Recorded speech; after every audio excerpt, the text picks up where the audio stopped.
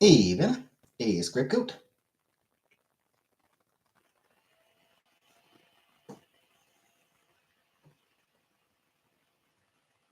A killface. No. A grammar police. Still not doing Discord.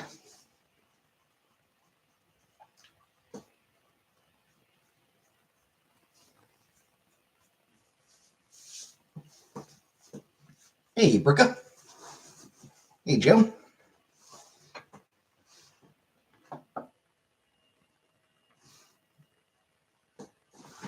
Get it up in the street. Hey, Lynn. Hey, baby.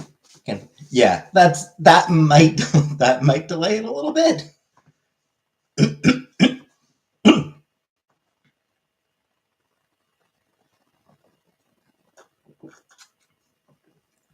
Suppose it does depend on how long they're going to.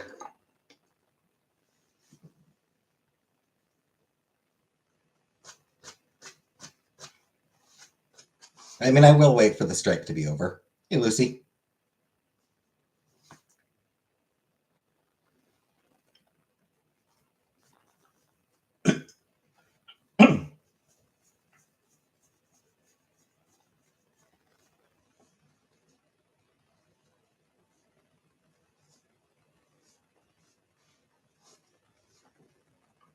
Also, I'm not sure if like just going down to like going down to the post office to set up the box. I'm not sure if that would count as crossing the picket line, and I don't want to risk it. My dinner plans? I actually already ate. Surprised the strike has gone on this long.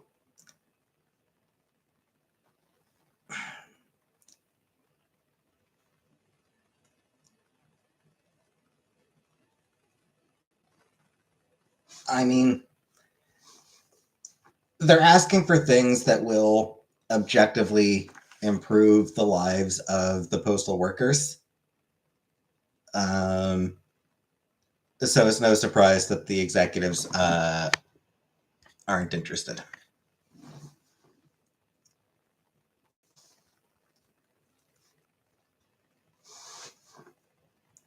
Campus may have plugged myself. The executives are to blame here. Always remember, the workers, the union, are not to blame. It is the executives who are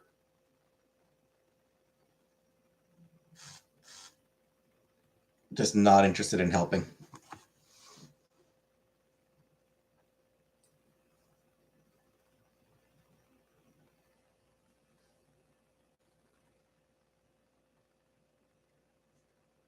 Yeah, they're just not interested in doing anything that will actually benefit the workers.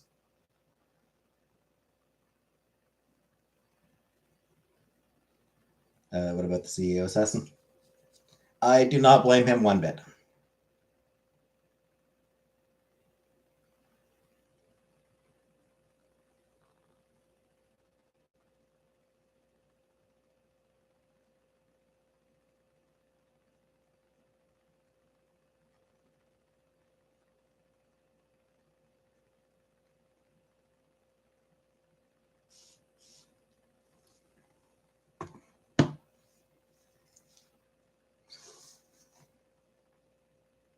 How much money?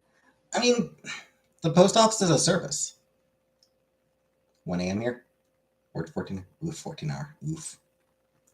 Cat Panther decided to bring me his first present of a mess. Aw, that's sweet of him.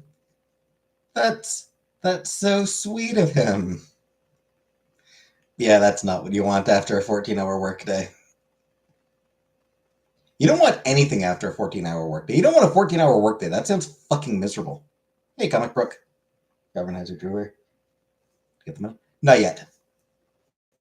The executor is going to be signing off on it in the next few days, and going to be sending it by a purelator, apparently.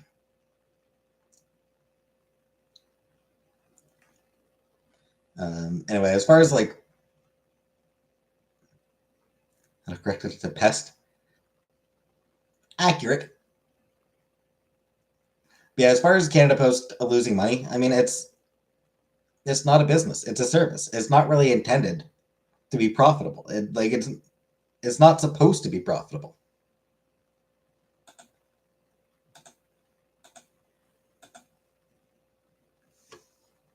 No one complains about other government services not being profitable. No one has ever complained about the police not being profitable. Canada Post owns 91% beer later. Yep. Yep, I was aware of that. Hear about post office scandal in the UK? I don't think I did hear, or maybe? I don't know. I'm not sure if I did hear about that one.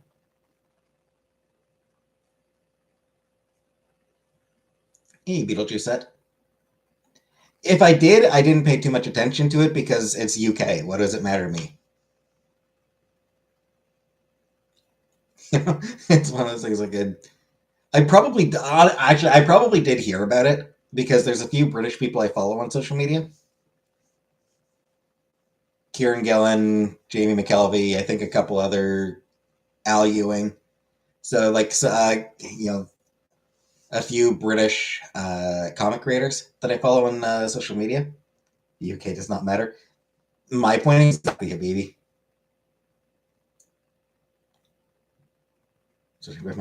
I mean, I'm not sorry about it. I'm getting money out of it.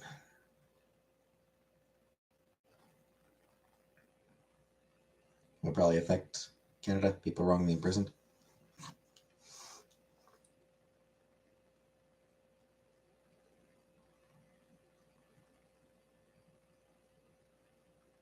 Uh,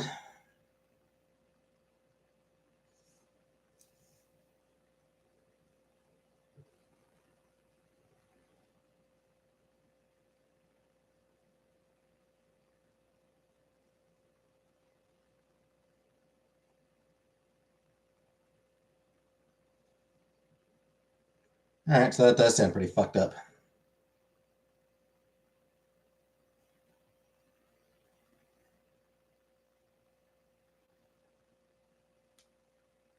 I just took a very quick look.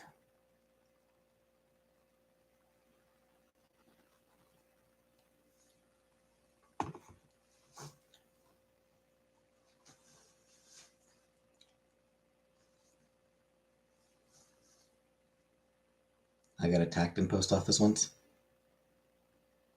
Back when I was doing customer service for Canada Post, I had one person call in uh, complaining that they'd actually been barred from post office. All I could say was a white male.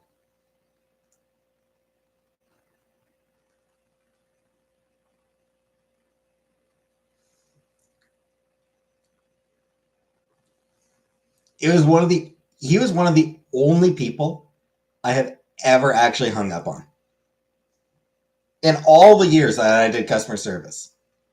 I'd have people swearing at me. I was like, yeah, whatever. I don't mind. Swear at yep. Feel free to vent. I don't mind people venting at me. So they'd swear up a storm. I would just take it. Um,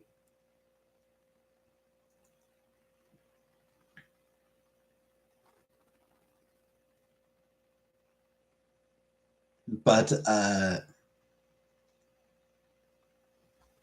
honestly, and I didn't even like it.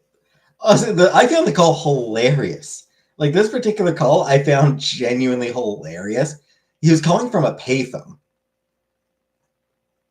Um, it wasn't his first phone call. He had kept calling in from a payphone, and then only got so much. He only got like the calls can only last so long on the payphone, so it would disconnect after a few minutes. But he was using the F slur. Like he was just angry, bitching, and like complaining about the fact that the post office abandoned him Uh, he said that they banned him for being an F slur. The notes on his profile make clear that no, he's just an abusive asshole. That he is just not somebody that you want anywhere near you ever. He's just a terrible person. I wish he were widescreen. Sorry, Vanna. And yeah, so he kept dropping the F slur, and I was like, I really don't appreciate you using that language, and I'm sorry if you keep using that language. I'm gonna need to disconnect. And eventually, yeah, I disconnected on him for using it. Hey, Buttercup. And it's not even because I was offended. It was just it was right near the end of my shift. Like it was right at the end of my shift. It was my last call. So it was right at the end of the shift. And this dude was dropping slurs. So hell yeah, hang up on him. Yep. Please, yep. I'd appreciate it if you wouldn't use that language. If you keep using that language, hey Jordan, if you keep using that language, I'm gonna have to disconnect. Well, I'm sorry, I have given you a warning. You kept using that language. I'm sorry. I'm going to have to end this call. We're trying to get in for minutes. What has been discussed? My inheritance is on its way. Shortly. I will be getting my inheritance soon. Mail is stupid. I mean, don't send me food. I am too picky. Do not send me food. It is just going to go in the trash. You notice an uptick in straight people using the F-Star? I haven't, but I don't really pay attention to that sort of thing. Customer service is difficult. People suck. Yeah, it is. First thing you're gonna buy? Probably books. Probably order myself a few books.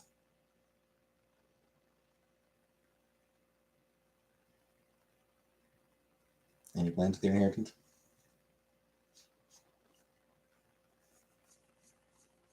There's a few things I'm gonna buy.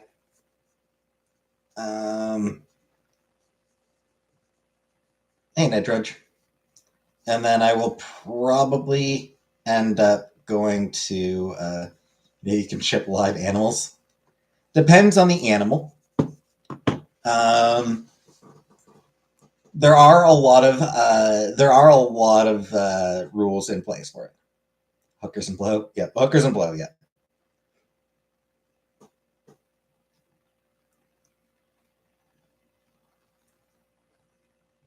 Yeah, most of my money I'm probably going to end up like investing. Like go to a financial advisor to to invest it. You can send baby chicks. I can't remember. Crickets are a common thing. Bees. Yeah. No, not millions. No.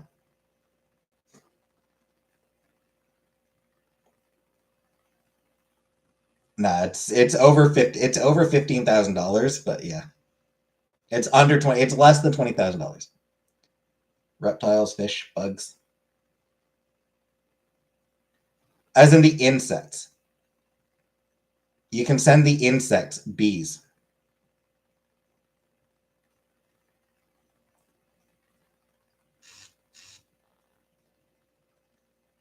Though again, there's a lot of there's certain regulations in place.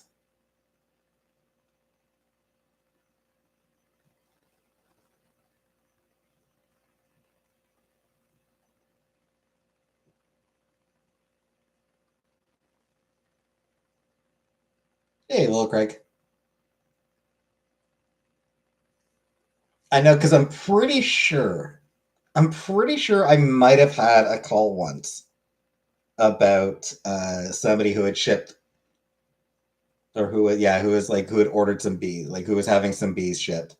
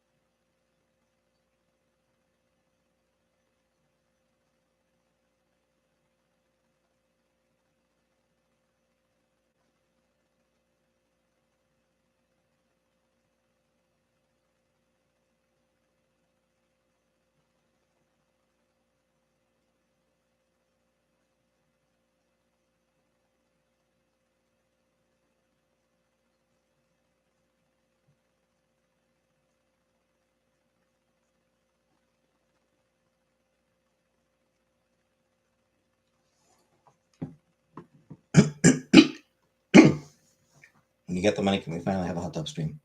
No. Looking forward to being an American.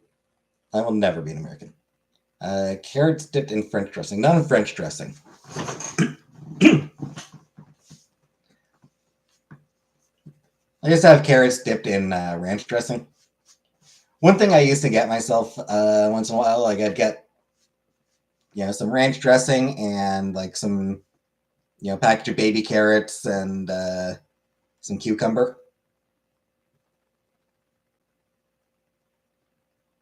And then just, arr, arr, arr. Interesting. I don't think I've ever had French dressing.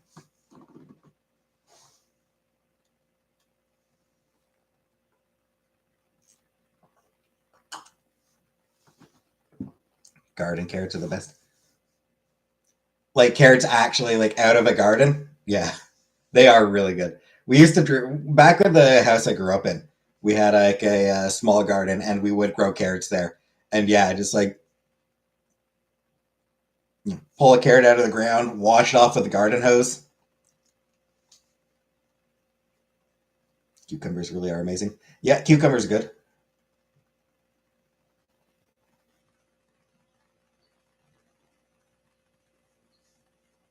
That is like one of the you know, it was a great thing. Hey Rebecca, coochie pick Polaroids. I mean, you can. I don't know why you would be able to sew them and put a carrot as a chode.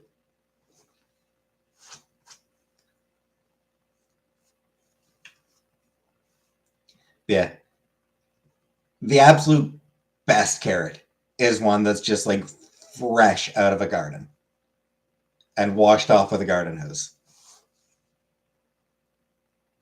And child protective service will take you away if your parents let you drink from the hose. Why am I getting a PO box? Because my inheritance is coming in soon. I will be getting my inheritance money soon. So to celebrate, I'm going to let people start mailing me shit. I'm just realizing how weird that is. Hey, I have money. Send me things. I have money to buy things for myself. So please now send me things.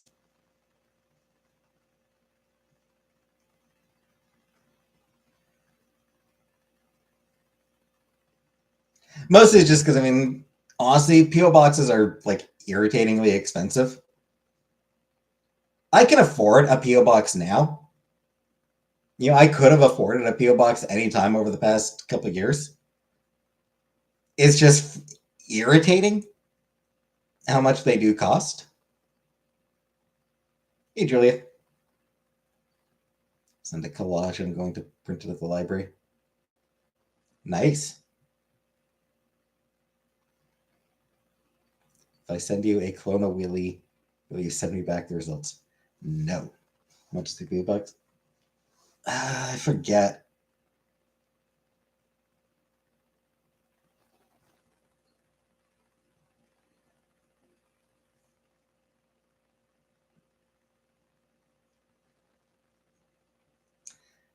Child said she wants to be a dentist and also a librarian.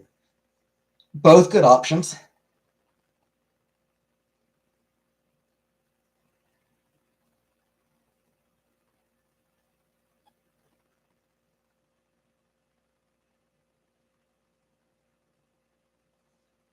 So I'm just pulling up the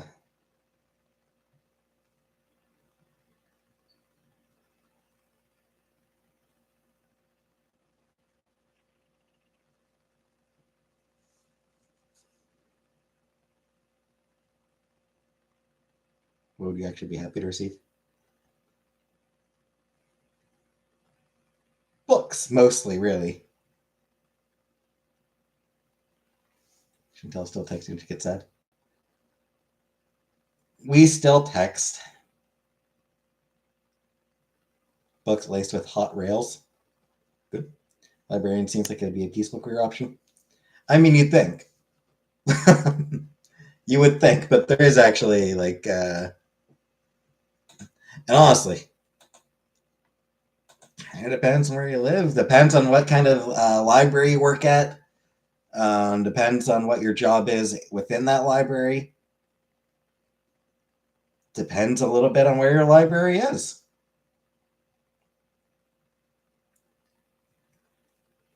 Being a librarian in a Republican governed state right now, probably not particularly relaxing and peaceful right now. So you have false books, you have a place to hide things. Ooh, fancy.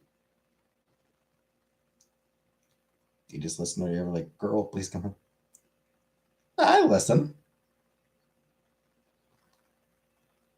Already laminating the Pinkie Pie porn stills.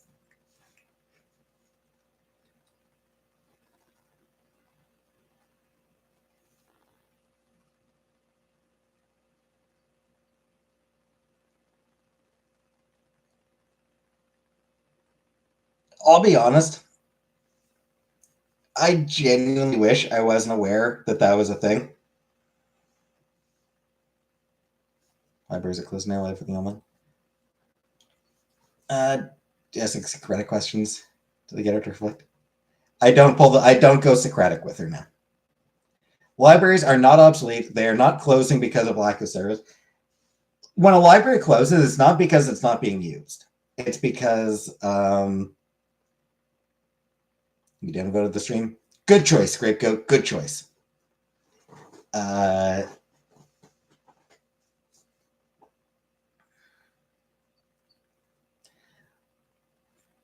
What'll generally happen, like the main reason that libraries close is just because a lot of city governments don't like libraries. They'll just cut the budget, and then force the library to close. What do we need libraries? So libraries serve valuable roles in the communities, in their communities. Rent games and expensive books. I know, I do. I really should go to the library, frankly. But they do serve important roles in their communities. They've got a lot of. I mean, they've got a lot of services. Like they've got, like they offer a lot of sort of like, you know, a lot of things you can bring your kids to keep them busy and quiet. So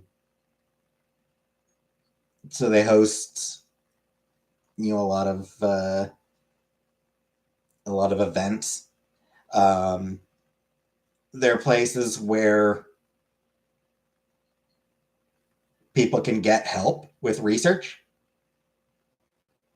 City is sinking a bunch of money into a new library. Does that turn into a homeless shelter? I mean, homeless shelters are valuable.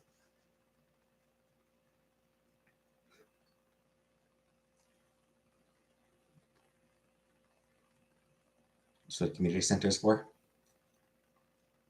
Sure, and libraries often serve as community centers, especially when like there isn't a main community center. Libraries will still serve that role.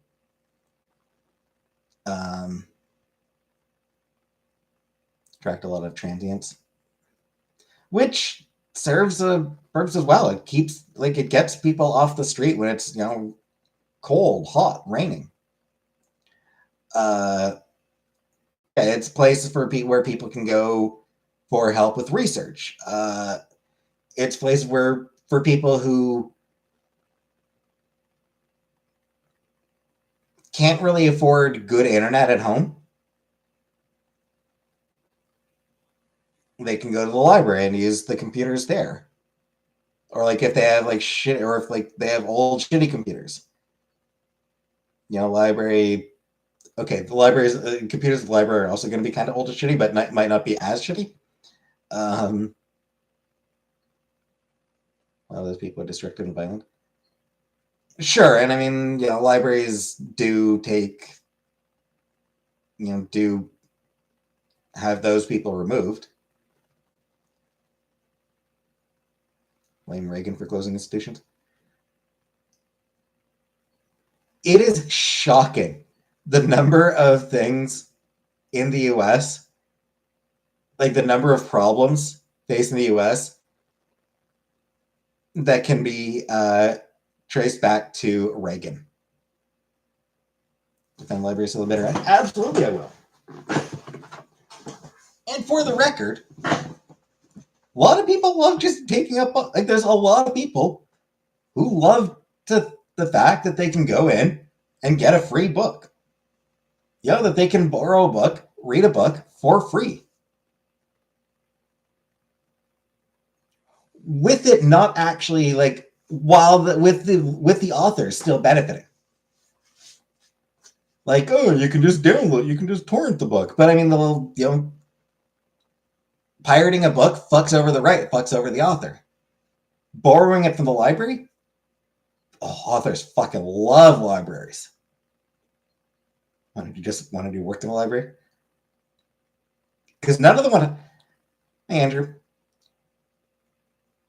Because the only ones that were hiring, like anytime I've looked, the only ones that hire are part-time. In the UK too, Thatcher fought him. Yeah, and here in Canada we had Mulroney, who was not as destructive as Reagan or Thatcher. We did have Mulroney here in Canada back in the 80s. He was not as bad as Reagan or Thatcher. Those two were genuinely horrific. Sort of friends when Ross protected his book in the library. Vaguely. Books are a luxury item now. Kinda.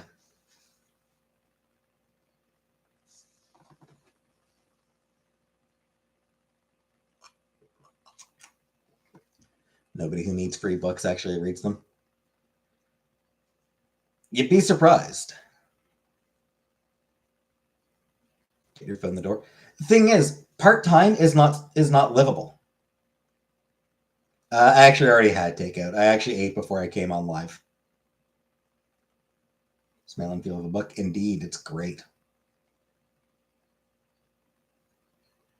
Get the idea of a jail without a library? Yeah, that's fucking bullshit. I do, like, honestly, prisons are fucking horrible. Like, they are just needlessly cruel. Could have gone through with university without them. Yep. What do you eat? I got wings. I got chicken wings. Canada's not a cheap place to live. Exactly. Like, I would be absolutely fine with a part-time library job. But I literally can't afford it. Watch documentaries on horrible prisons and stuff. There's no such thing as a good prison. This is sort of the issue. In so many countries, prisons are designed to be cruel and inhumane.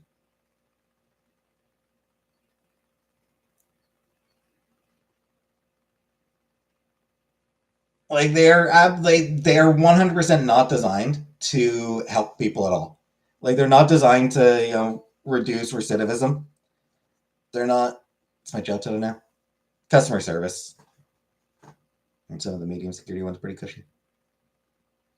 I mean, like, it's possible that like rich people might get decent, might have decent experiences in jail, in prison. It's not about prison being fun. It's about like treating the people with some basic fucking human dignity. Just like a base fucking level of human dignity. Try to go to prison in a Scandinavian country.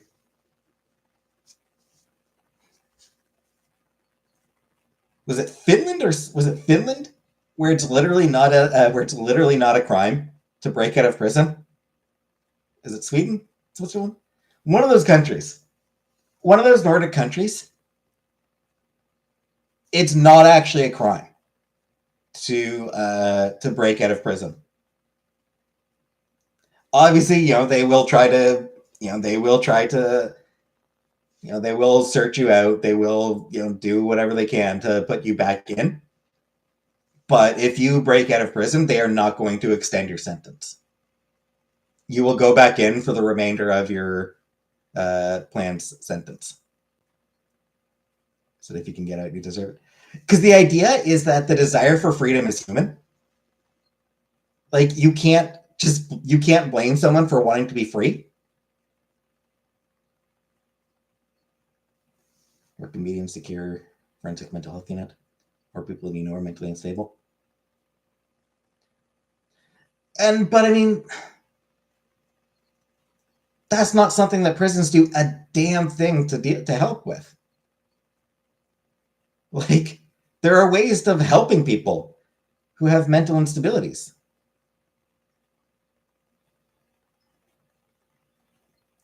A lot of people in prison. So here's the thing: a lot of people do have human dignity. Like, there's a lot of people in there who are not really bad people. They've committed crimes, they've hurt people. Hell, in some cases, they haven't even done that. In some cases, they're just thrown in prison for,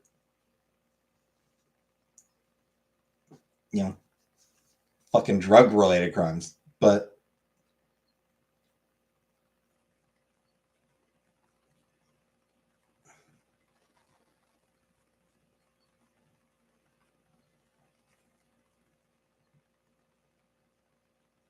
here's my radical opinion. The law has a duty and an obligation to treat everyone with human dignity.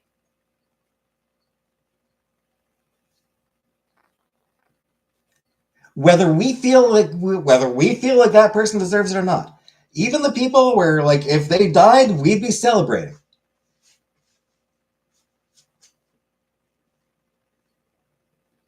Yeah, like here in Canada.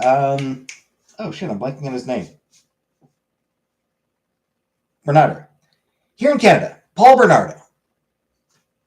Horrible dude. Paul Bernardo. Horrible dude.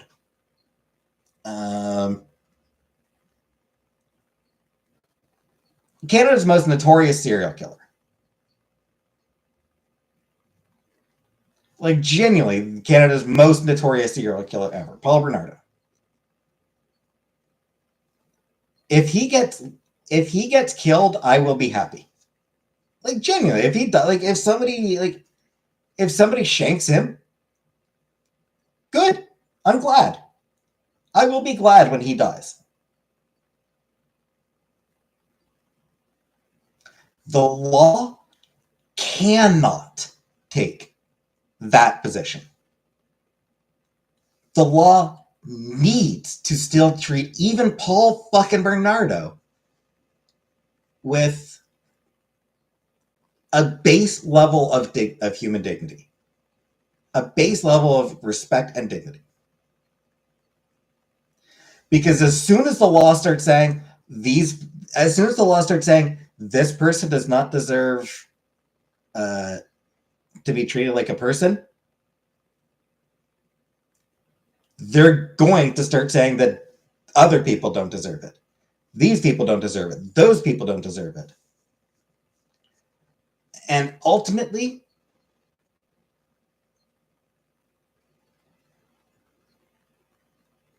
it's going to start treating people who aren't shitty. It's going to start doing it to people who really don't deserve to be there. I think death penalty is against human rights if it's agreed upon with evidence.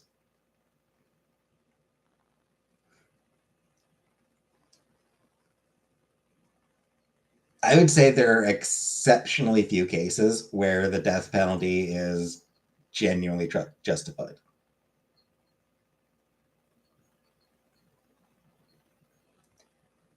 There are way too many instances of people being exonerated while on death row or even after they've been executed. Way too many cases of like people being posthumously exonerated after getting, sentenced to death, put to death, and then like, a couple years later, it turns out, oh, hey, it turns out they didn't actually do it.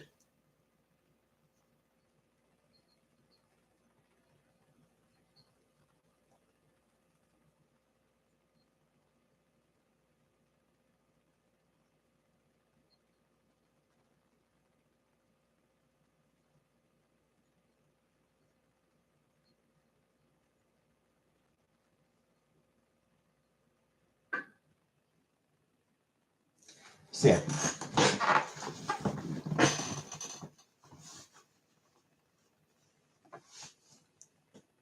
Looking after a lad who is now 21 for 3 years.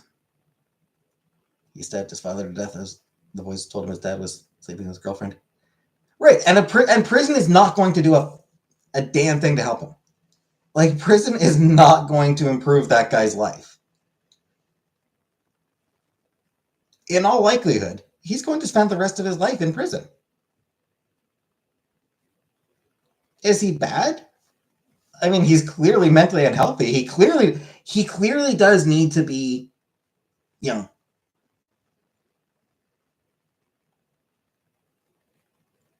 be held. Clearly he is not in a mental capacity to be free. But therapy. He should be in therapy, not been medicated. He realized what happened. Now he's in a hunger stricken hospital with us.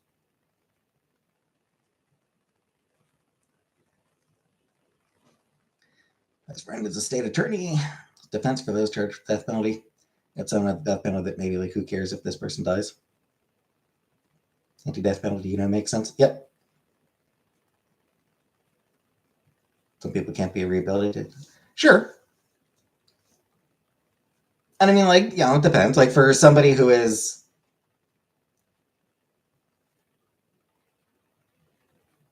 has mental instability,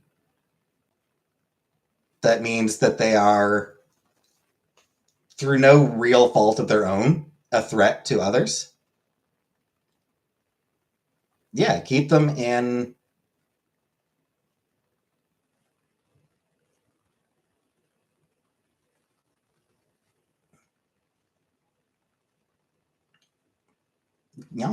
Hold them somewhere humanely. For people who are just assholes, there are some people who are just deeply shitty people who like hurting people. And there's nothing you can do that will make those people better. I mean, yeah, sure. Prison. if they're a threat, you have to keep them secure. But even those people deserve to be treated with some level of dignity. Like, even those people deserve to be able to read some fucking books. Even those people deserve to be able to make a fucking phone call to talk to their families.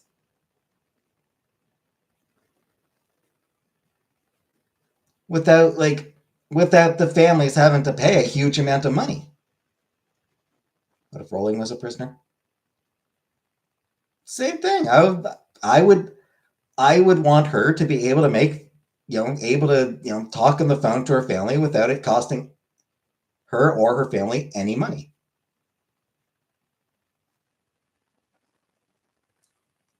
I mean, like, that's the sort of thing we're talking about, is charging prisoners to make phone calls to talk to their family. American Right thinks prison is a playground where they get a bed, 3 meals, and a gym and a TV. I mean, yeah, it's not just the American Right. A lot of people on the left feel the same way, and it's not just American. Talk to a lot of Canadians as well. Probably people in the UK, people in France, Germany. Like, I imagine, like, most countries probably think of prison as being too easy on people. You get charged to make phone calls on the outside too.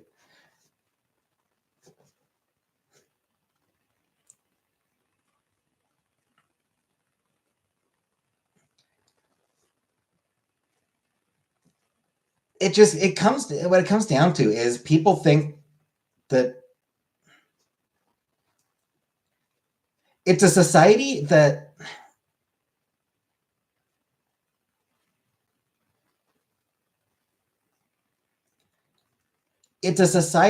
elevates vengeance. That deal with assholes and prison transfers too. Worst part of my job is when people are put in seclusion. My assistant will put phone on loudspeaker. Like, I think that's what it is. Society tends to elevate vengeance.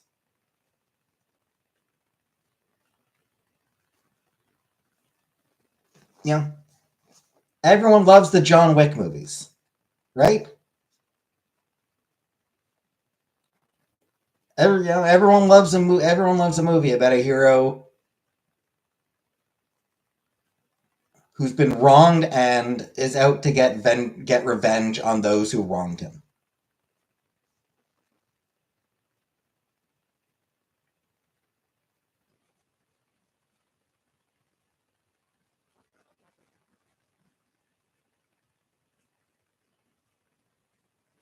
That scene in The Princess Bride. Hello, my name is Inigo Montoya. You killed my father. Prepare to die. Fucking epic shit. People love it. Dude, Six-fingered man killed Inigo's father. Inigo Montoya gets revenge. People love stories about revenge. People love revenge.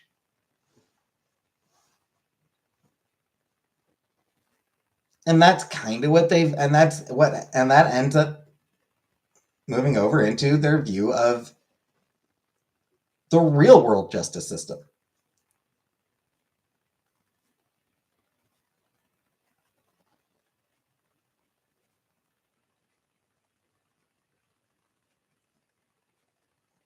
Humans are still hardwired for many primitive emotions. Yeah.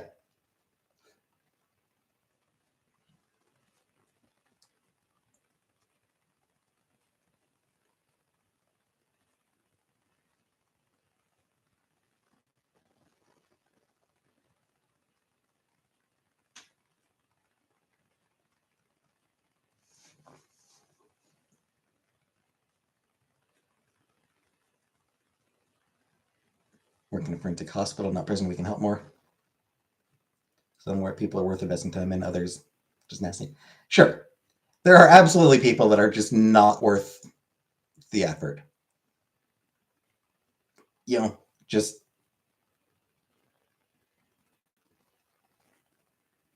lock them up, keep them secure.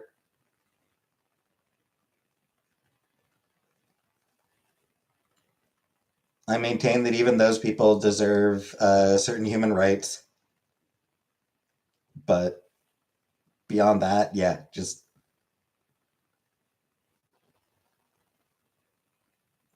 probably not worth the effort of even trying to rehabilitate.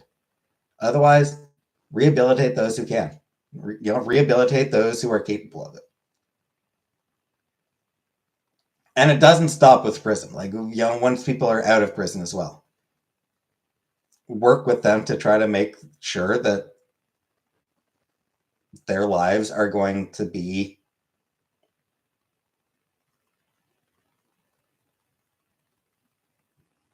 livable so that they don't end up having no choice but to go back to committing crimes.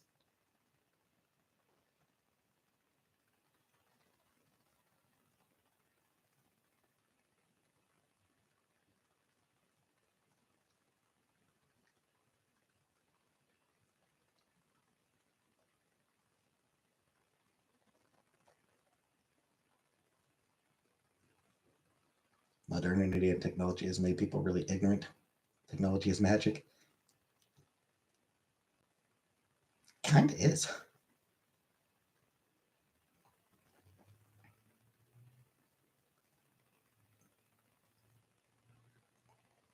Yeah, I mean, like, if you say, like, the statement that people in prison deserve human rights is bizarrely controversial. If you like, a politician saying that would probably get voted out of office. Think about Morse code, the bell telephone, and radio a lot. It's my Roman Empire.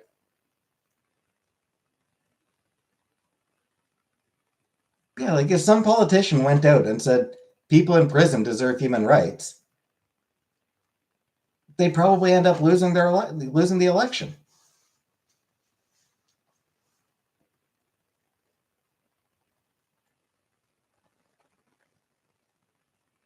Because there's so many people who just think that literally everyone in prison is a fucking murderer or rapist.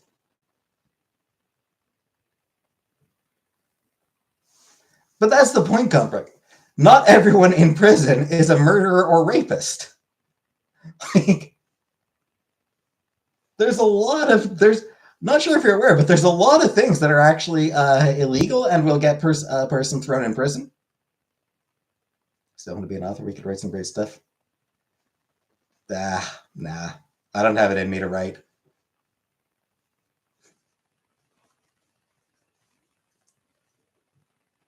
Anyway, coming up with scenarios isn't a particularly difficult thing. Back to the Paul Bernardo example. Sure, but I mean, that goes back to my larger point. The law cannot afford to declare that certain people don't deserve human rights. Rights need to be universal. Split for murderers and rapists. I mean, again, it's gonna a lot of that is going to be case by case basis. Some people, even with murderers, yeah, some of them can be rehabilitated. Sometimes it's a crime of passion that they're not likely to recommit, or they are able to still return universal for adults and kids, for example. But some of them should be.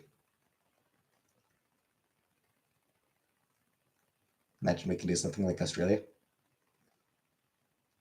Vanna, are you suggesting we send all our criminals to Australia again? Are you suggesting we return Australia to its roots as a penal colony?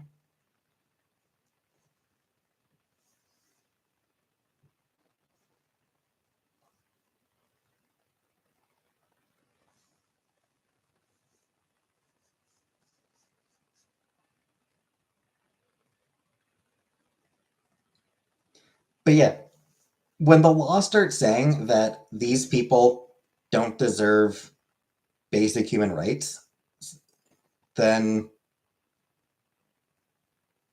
it's not going to stop with those people.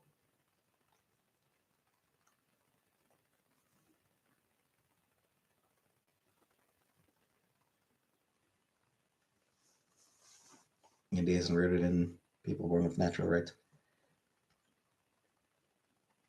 Sure, I mean, not every country believes in human. Like, not sure. There's a lot of countries that don't believe in human rights. We do. Hey, Uncle Buck. For those countries that do believe in human rights, everyone in those countries deserves to have them.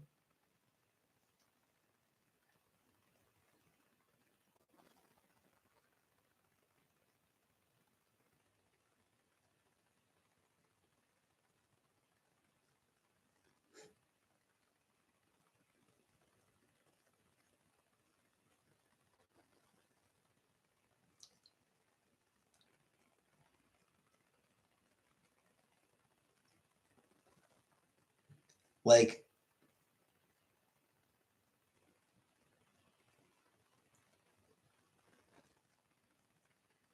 oh, gonna blow some minds here. I'm inclined to think that people in prison should probably still be allowed to vote.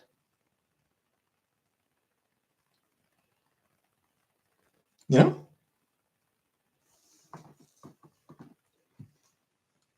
Certainly once they're released, they should be allowed to vote. You know, people who are, no longer in prison should absolutely regain the right to vote.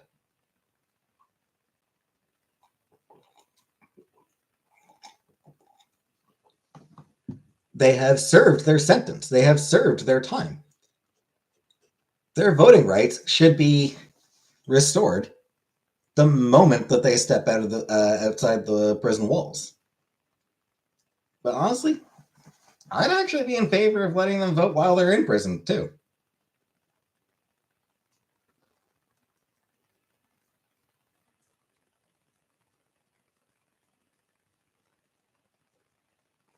If not, they should at least not count towards census. Here's something that's wild. There is, I forget what state it's in, but there's some state that has a voting district that consists of two houses, because those two houses are share a district with a prison.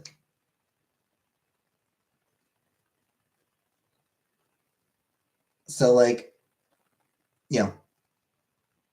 all those people in prison are counted towards the census, but none of them are allowed to vote.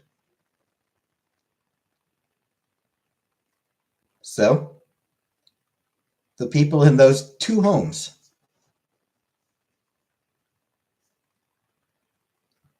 basically get their own representative for two fucking homes because of that prison, where the people in that prison have absolutely no say in it anyway to begin with. More people would vote from convenience of being at the polling place. Fair.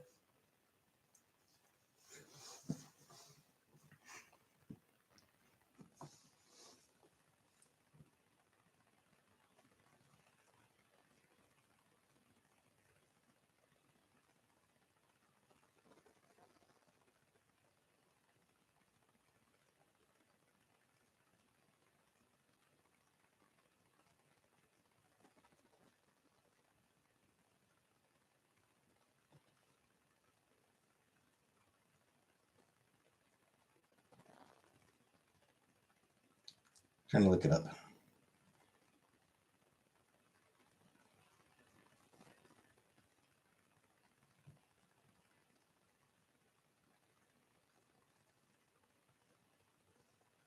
Yeah, I can't find it. Hey, Zach. Working is better than sitting around doing nothing. when you're in prison, but it's fucked up how much profit at the inmates. Absolutely, yeah. I mean, it's slavery.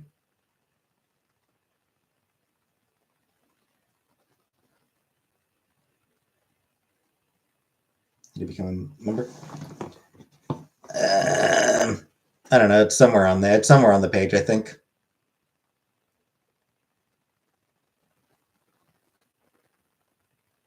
I think there's like a dollar sign thing somewhere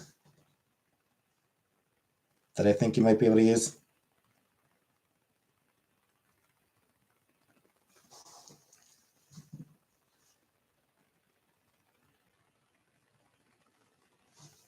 But yeah.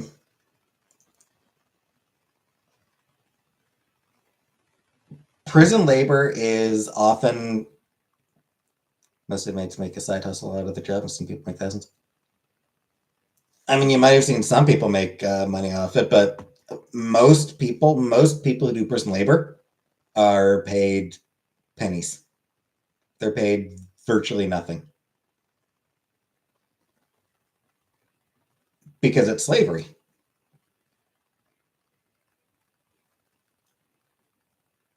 I love having intelligent conversations. I mean, don't get used to it, Lucy. The conversations here are not usually this intellectual.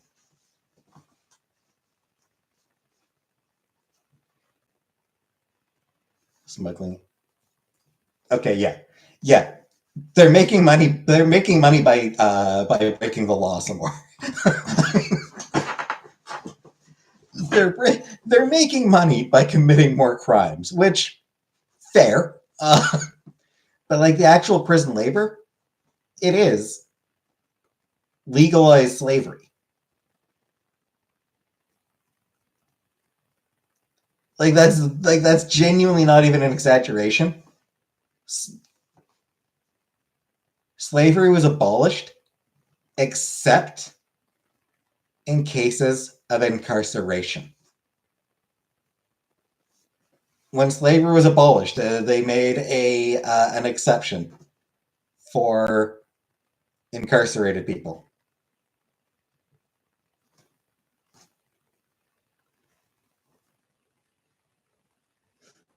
So yeah.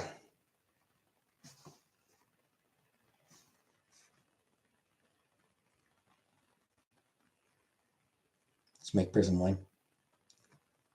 Wasn't it prison vodka? It's prison vodka that we wanted to make.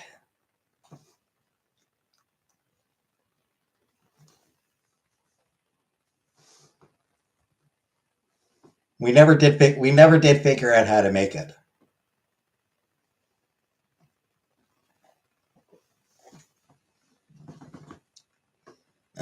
Give me a moment here, Lucy. See if I can.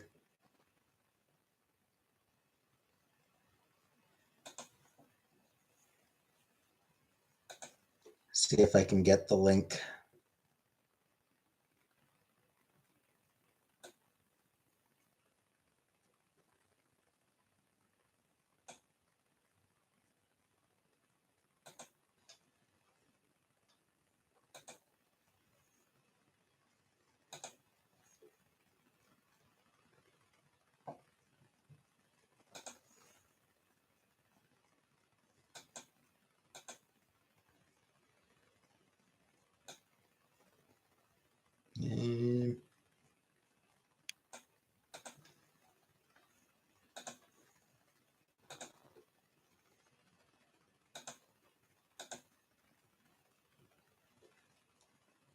It's easy to get up working if you can take fake a disability or some kind of injury.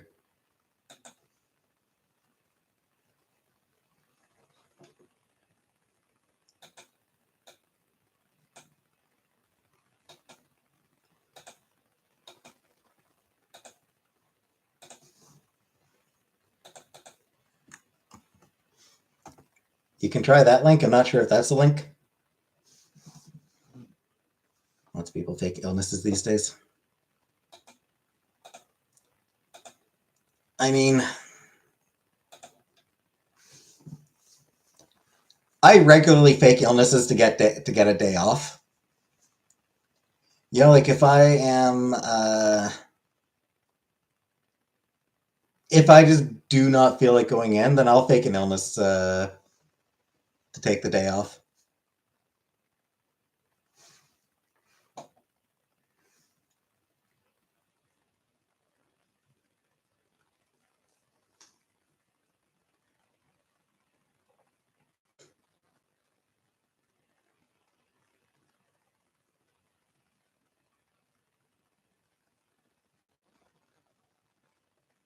Regardless, the number of people who fake having disabilities is nowhere near the level of the number of people who actually have disabilities. So,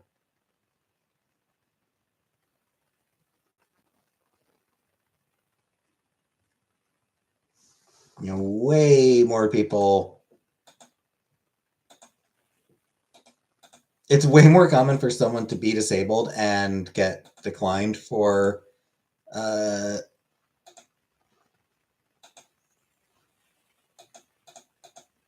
disability benefits or anything like that than it is for people to actually fake having a disability.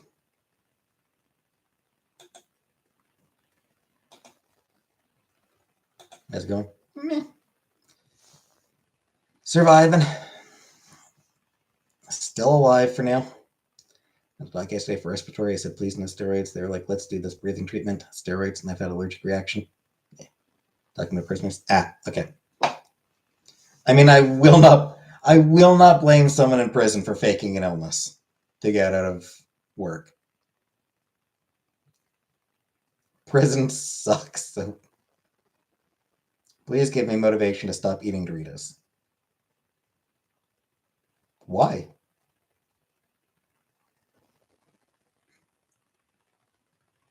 It's just a corn chip.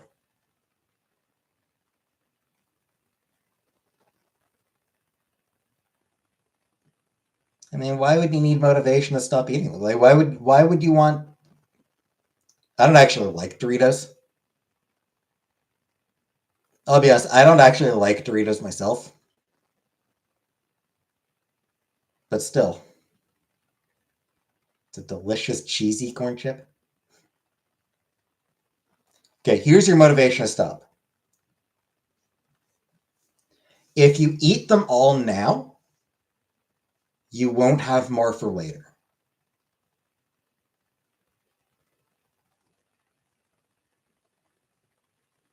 You need to set aside the Doritos for now so you can eat more Doritos later.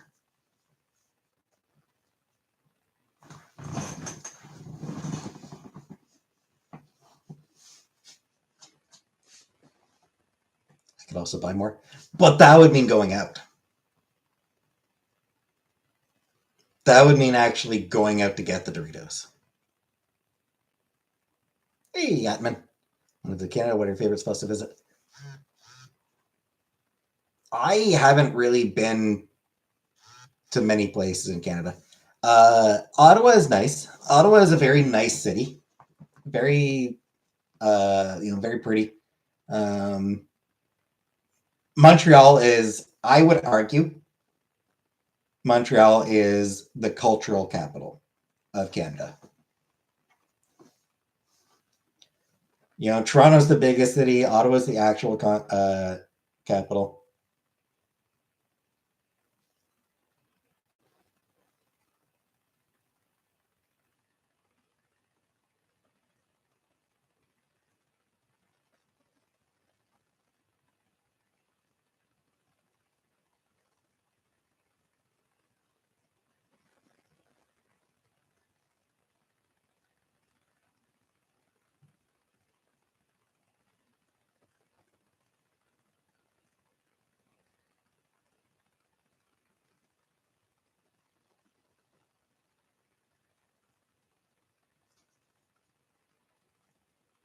Fares are kind of expensive.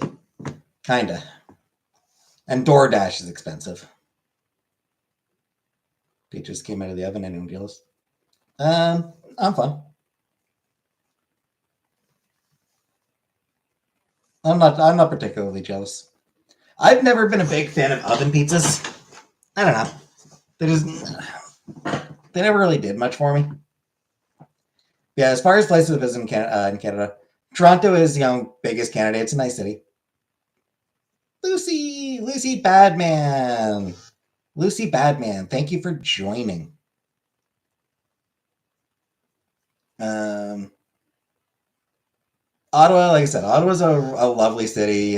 Parliament is fun to go to. Library of Parliament, yeah, so it's just a fun time. Depending on what time you're coming down, if you come down in the winter, skating on the canal is actually like really cool, really nice. And it's like, it's one of those things like Canada in the winter kind of sucks because it's really cold and snow is a pain in the ass, but there are definite benefits to it. And I do think that Ottawa in particular really benefits from it for tourism. Killface, thank you for gifting thank you for gifting a membership, Killface, and congratulations to Super Jaded, whoever you are.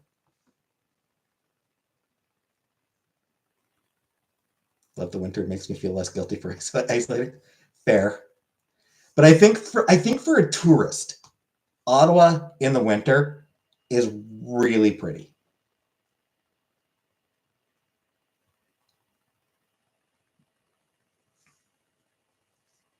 I'm not though. I'm not sure if skating on the canal is still a thing, actually.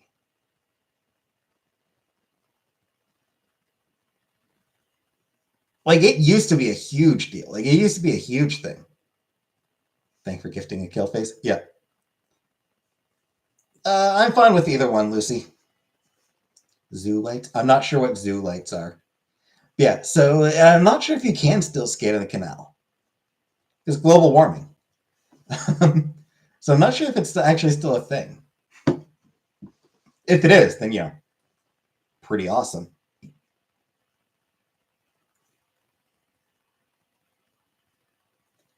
I don't know, things like beaver tails and things like that.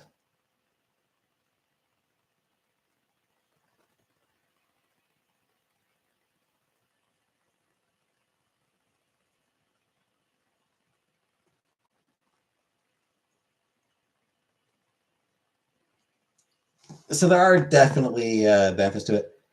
Even in the summer, then Ottawa is still a really nice place to visit. I have said before, though, I feel like Montreal is the cultural capital of Canada. It's a great city. Great city, and not just because I was born there.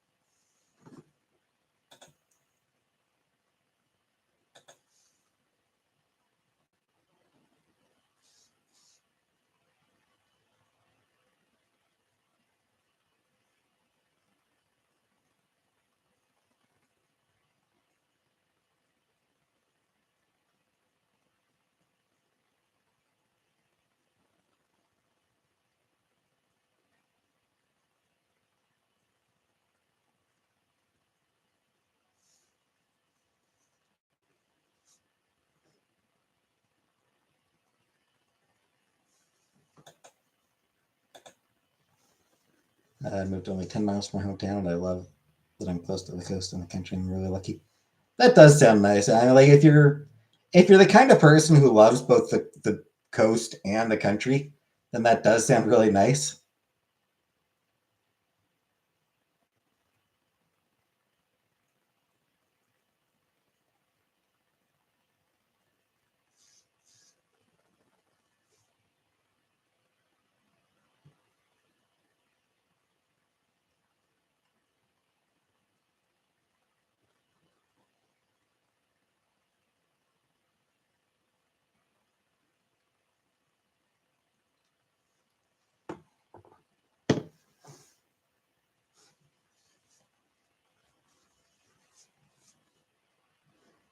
Anyway,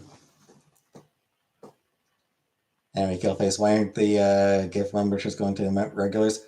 I don't know. I wish they would. Like, I wish it was something where the more active somebody was, the higher the likelihood of them getting a gift membership. Like, I don't know why. It'd be nice if YouTube did set up that way. Commute 30 miles to city, best of all worlds. Yeah, commuting. Ugh.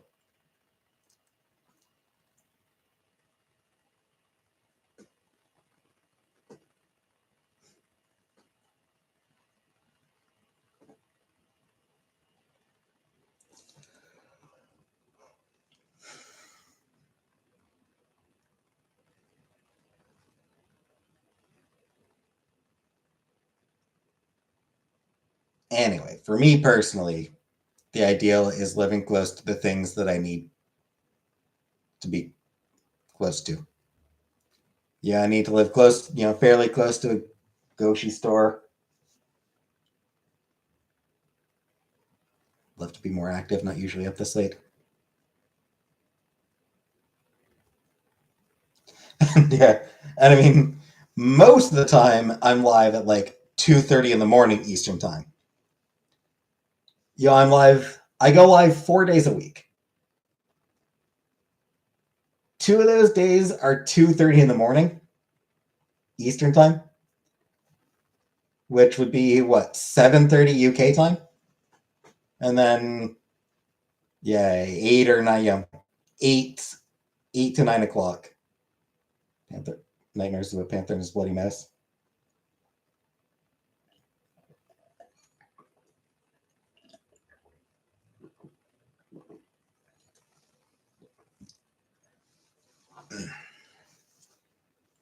RGL's flammable. They're either flammable or inflammable. I forget which.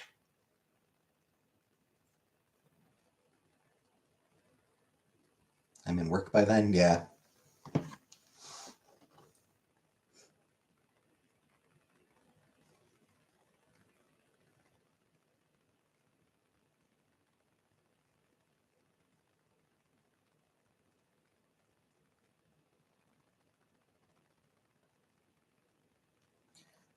Well,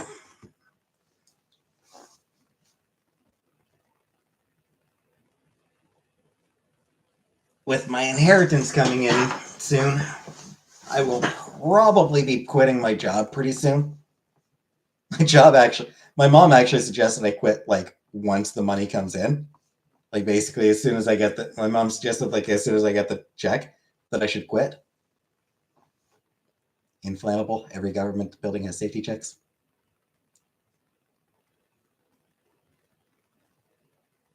Inflammable means flammable. I'm not sure if you were like I'm not sure if you're playing along with the joke, Lucy, or like yeah. Inflammable means flammable because English is weird. What a country! Inflammable means flammable? What a country!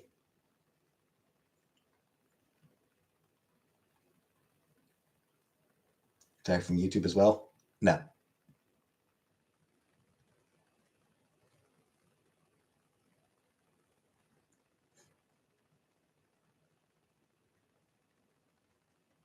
They both mean it will burn. It is weird that there's two words for the like it. Like, why does inflammable exist as a word? Like, if flammable, like if we already have flammable, why add inflammable when it means literally the exact same thing?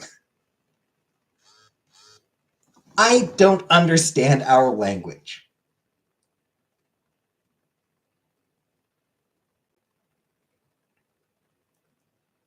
Anyway, like I said, I will probably be quitting my job pretty soon after I get my money.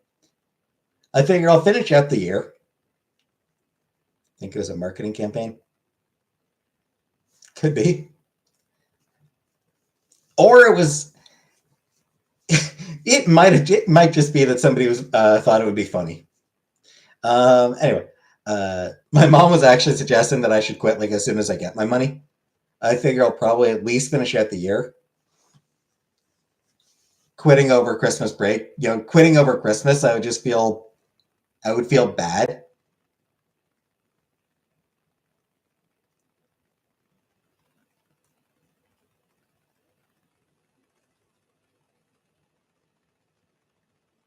Um,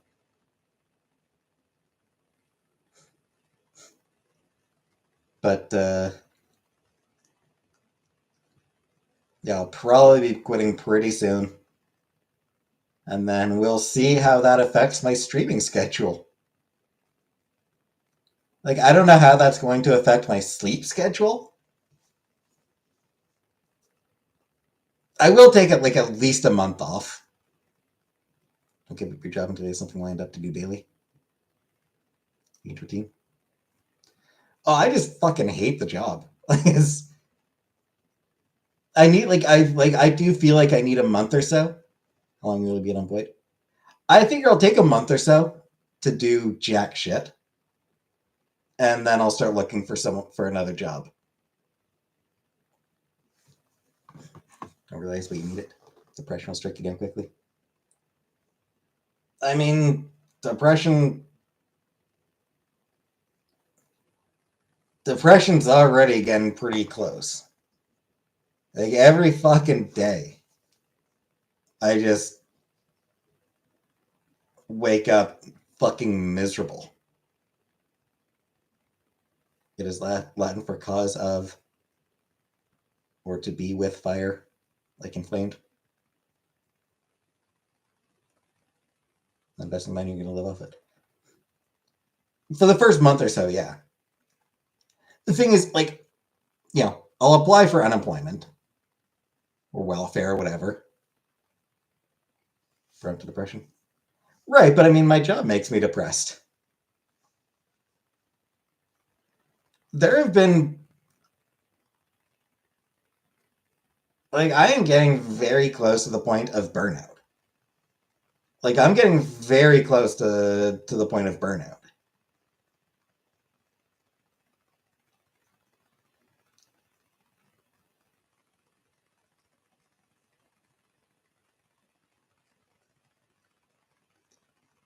So taking time away from working, probably going to be necessary just to refresh myself. Should not quit your job.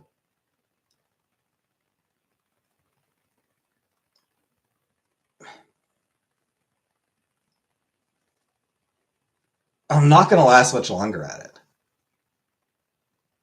It's burning me out. And like the knowledge that I will be leaving soon is like, it's keeping me going.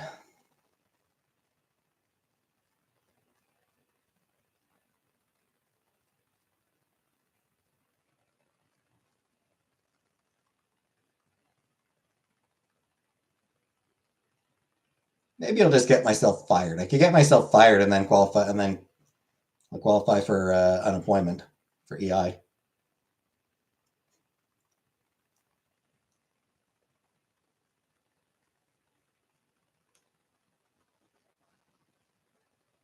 Well, fuck you too, Julia.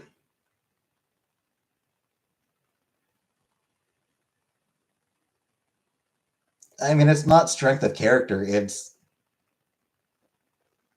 necessity. I stream daily when I quit? Sure, yeah. I'll have nothing else going on, so yeah, I'll stream daily. 24/7 streams? No.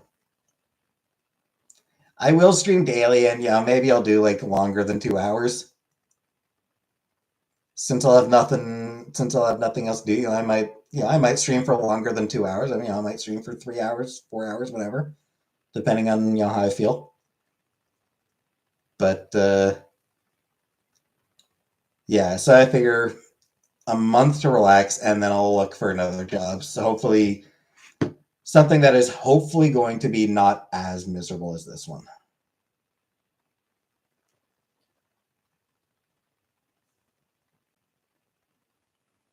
Getting outdoors really help you.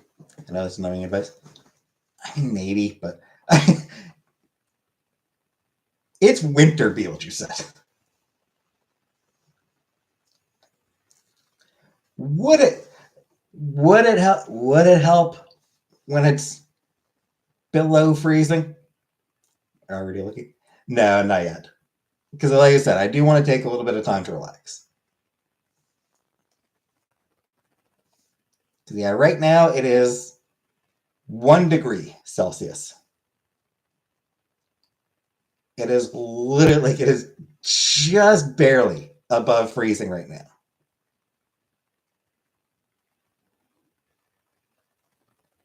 The next few days it's going to be consistently above, consistently below freezing. So would that help?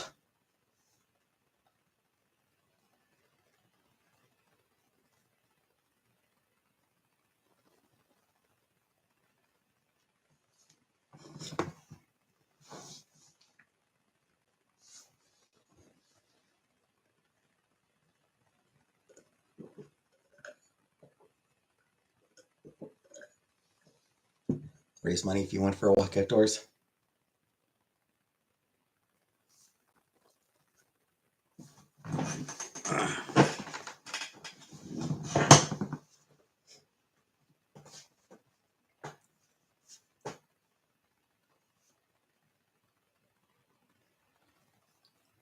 One thing I'll probably do is start looking for some library jobs again. Like I'll start, like I'll probably apply for some library jobs again. Like see if there's any like full-time library work that I can apply for. Because it does. Unfortunately I need full-time employment. Like I'd love to do like I'd love to accept part-time at a library, but the Cornwall Library doesn't really hire. Absolutely no need to walk outside in freezing temperatures, right?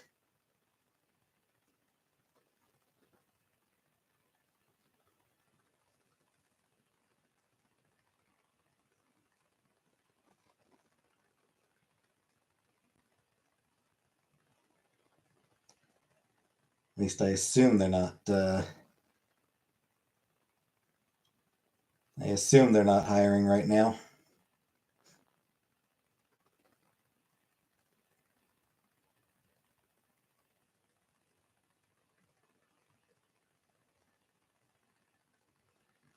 Yeah, nothing.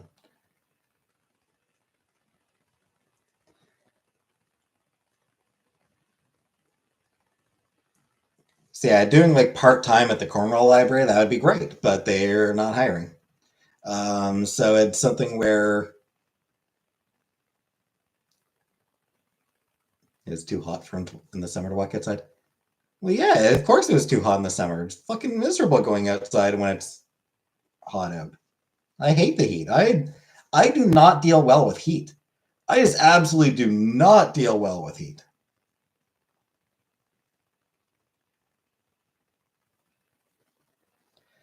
Right. The thing is though, Lucy, like it's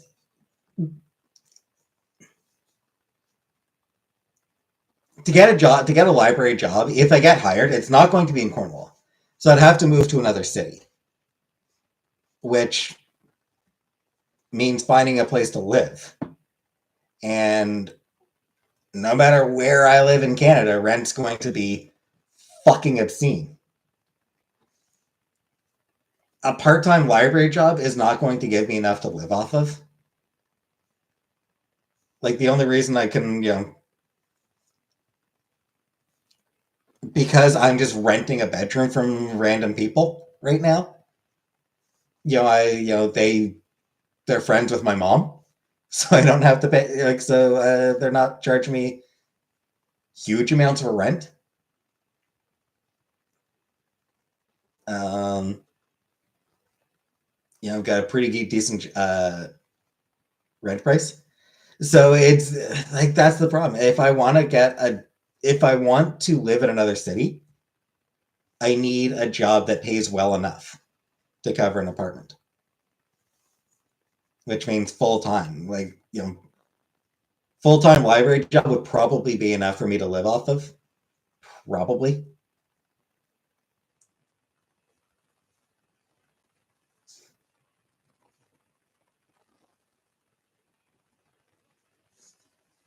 Yeah, it's tough.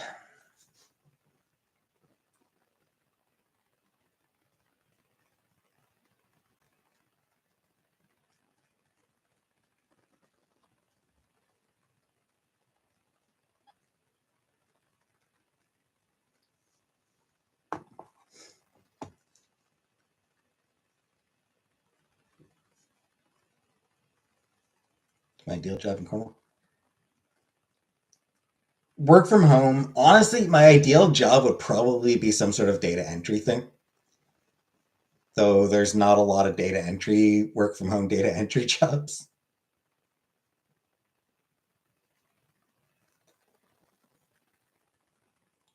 Like in all honesty, that would probably be about the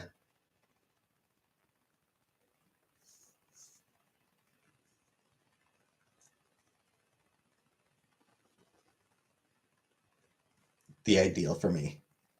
Would be some sort of work from home data entry. But I'm not sure that work from home data entry is really a thing.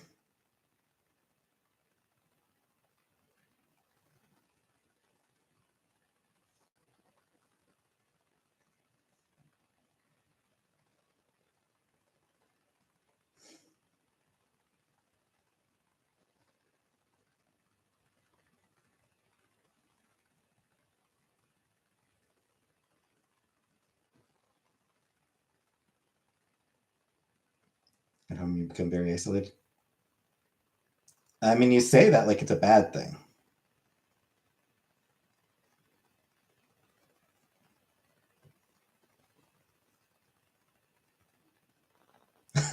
It's just like jokes aside, like that is the kind of person that I am. So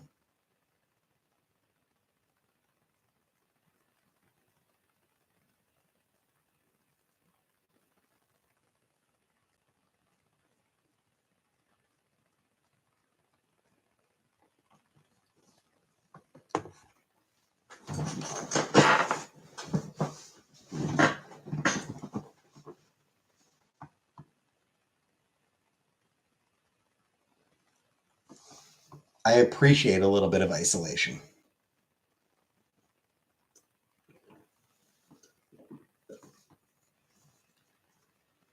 Gonna go refill my water. I'll be back in a moment.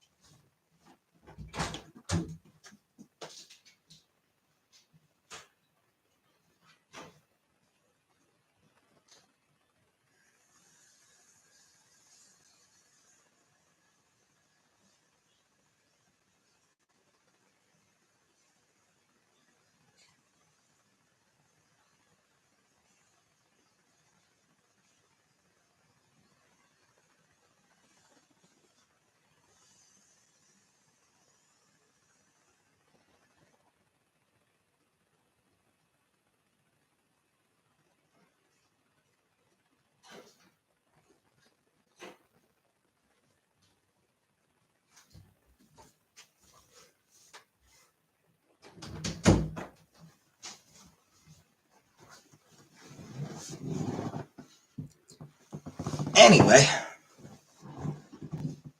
change the topic.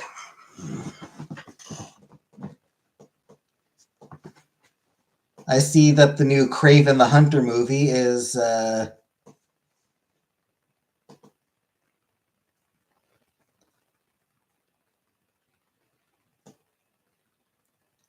just being at home with my cat, not the dead mouse. There. Yeah, I see the new Craven the Hunter movie is apparently even worse than Madam Web, which is quite the accomplishment.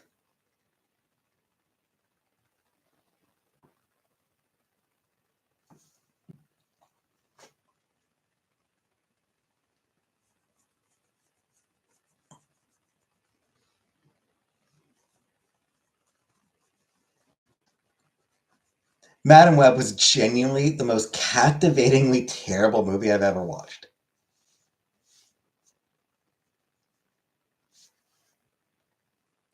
Like, 86 pound. So we can Luigi Mangione. Not today. I mean, I've talked about him in other streams. I do not blame him. I do not blame him one bit for what he did. Seems he had chronic pain, and chronic pain genuinely fucks with your head. 16%. I thought it was 9%. It's up then. If it's at 16, then that's up because earlier it was 9%.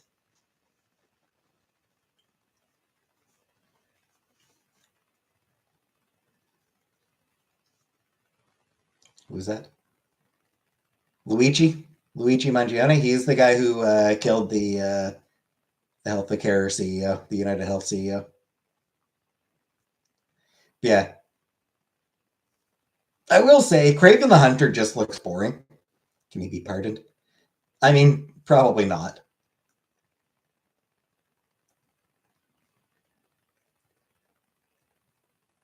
I'm pretty sure he can't, actually.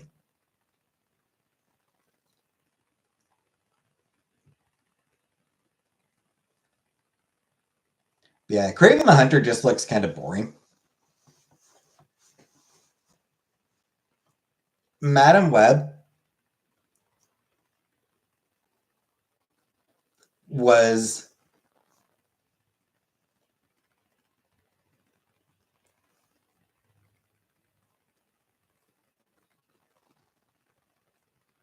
just incomprehensibly bad. Like, some movies are so bad they're good. That is not Madam Web. That movie was not so bad it's good. It was just bad. But it was just entrancingly bad. Do they have a jury? Yeah. Yeah, I mean there's gonna be a jury, obviously. It's a criminal trial. It's trial by jury. But man, how fucking difficult is it going to be to find a jury made up of people who don't have strong opinions on the health insurance. You know?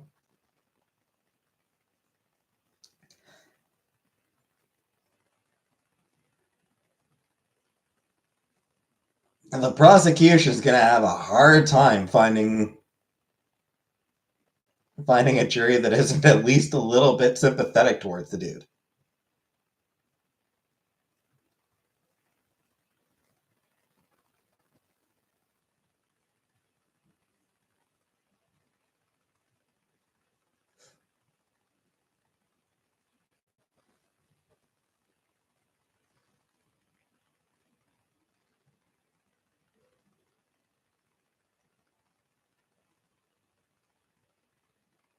Chris, what? I have not looked into that one, Lucy. It's gonna be like, do you have any do you have any prior experience with United Healthcare? Yeah, my sister spent 6 months arguing with them over coverage for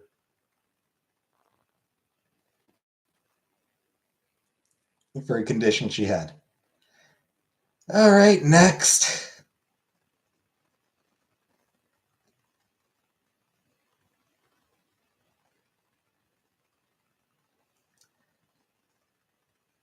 Do you have any prior experience with United Healthcare? Yeah, my dad got his claim denied once because of pre-existing condition. Declined. Next.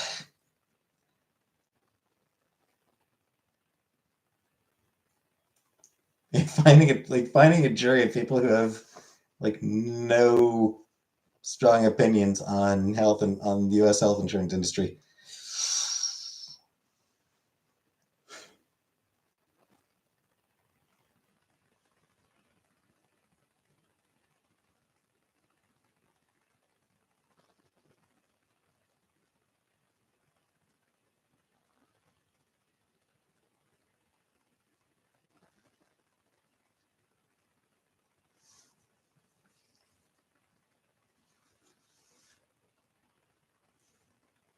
So yeah.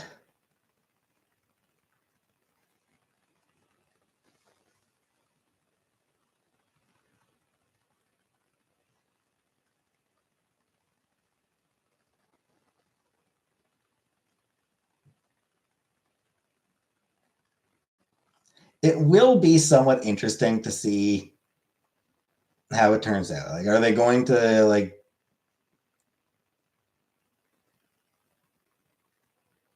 They're going to give him the maximum penalty possible.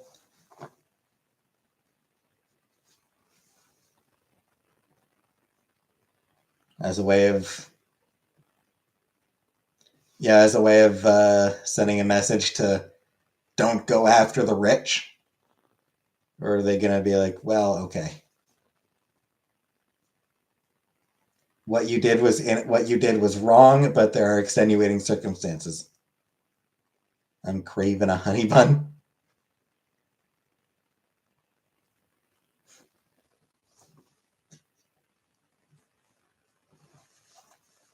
See, if they gave Craven the Cravan from the Squirrel Girl comics, would have been 100% on Rotten Tomatoes. Would have won the best Oscar or best picture Oscar. Everything.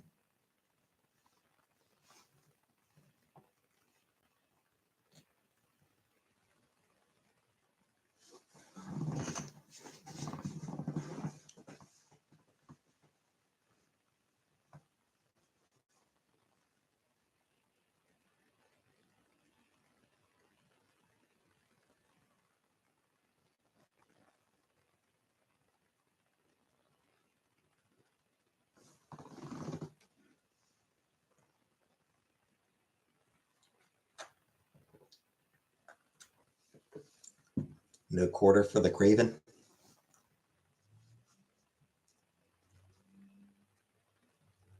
I don't catch that reference.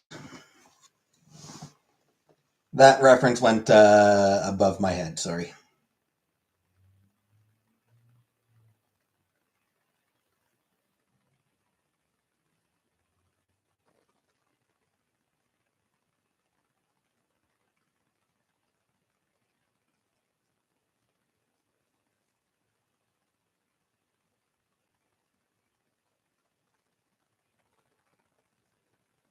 Game life-threatening ill in Majorca with asthmatic. My EU travel card. Sister was with me in the ambulance, and they let me at my oxygen go below 85%. Yeah, Canada Post. Canada Post is still on strike.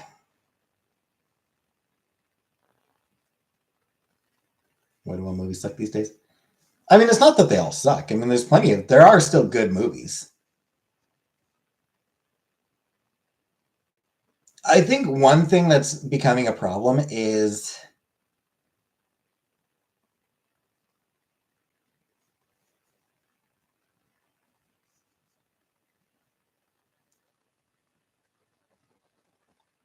I think there might be a certain paint by numbers approach that's becoming common. Studios are becoming increasingly risk averse.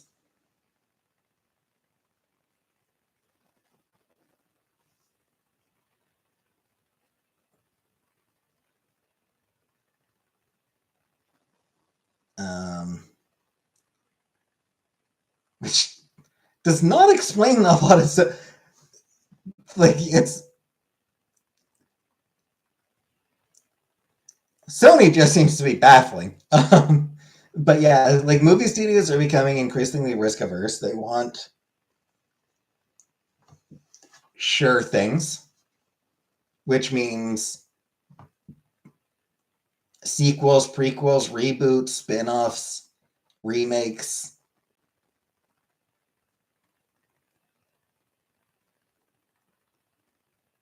Adaptations. It means existing franchises. And it largely means having those movies follow certain formulae that worked for previous films.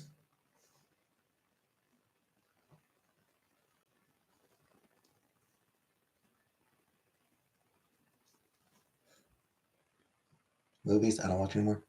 I don't watch a lot of movies myself.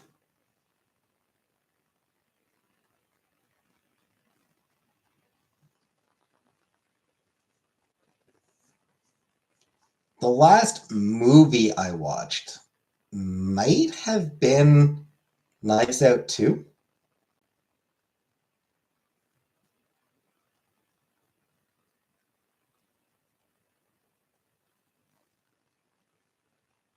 But I mean, there are still good movies. You know, the Knives Out movies are always a great time. Knives Out 2 was disappointing. I thoroughly enjoyed it. And I like the fact that the Knives Out franchise,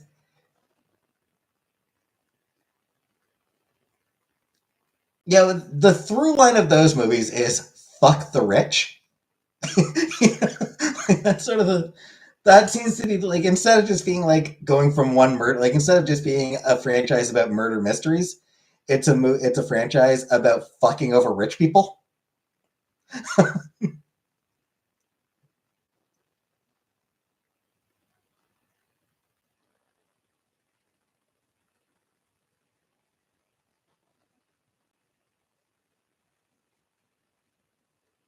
Still thinking about the bloody dead mouse. At least it wasn't still alive. At least it wasn't still alive and trying to get away from the cat. That happened to my mom a couple of times. Multiple times. There were multiple occasions where my mom's cat brought her a mouse that was still alive.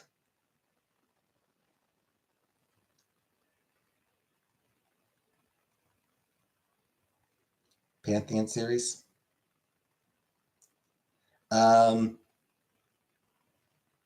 Another great movie. It's a few years old now, but another great movie, Gunpowder Milkshake. You know, it's not too old a movie. That one was great.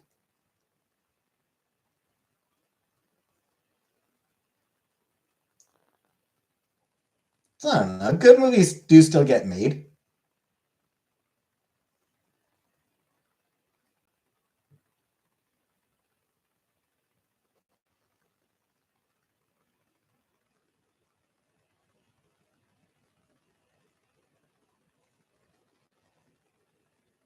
I don't know. There's always the Oscar bait films. Some of those, you know, occasionally you'll find, you know, occasionally some of the Oscar bait films are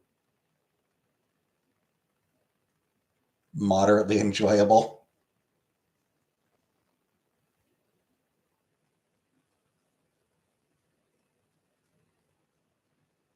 Must Elsie age 20 in September. She didn't behave like this. Bullet Train was good.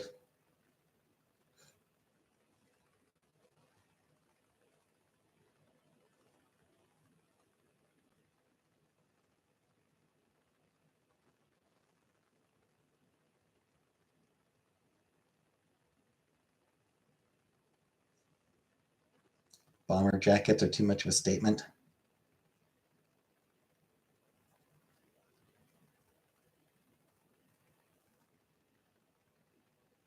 As a comic book fan, I remember when bomber jackets were fucking everywhere in 90s comics.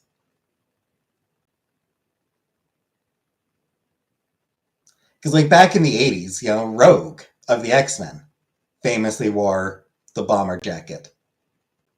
I had two cats hunting in the kitchen last night. And the one that got it out in the open and dumbass was watching me instead of the mouse. That's funny. No, he's now shit all over my bathroom floor.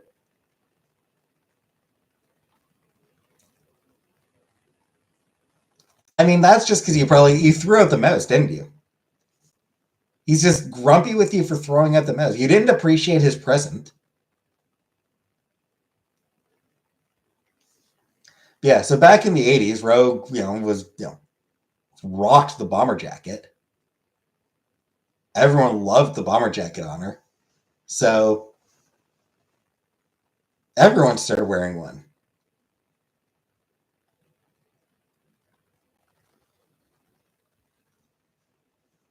Culminated with there's a period in the 90s where like basically everyone on the Avengers wore a bomber jacket. Like, it was weird. Like, it's called the bomber jacket era. Like people refer to it as, you know, the bomber jacket era, the bomber jacket trend. Just because like everyone was like, oh, and like clearly trying to capitalize on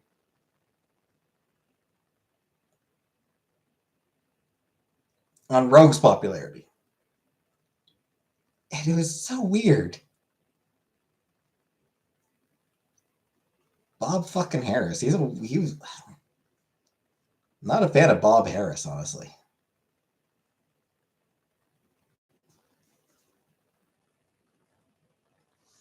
He felt very cynical. Like it just, yeah.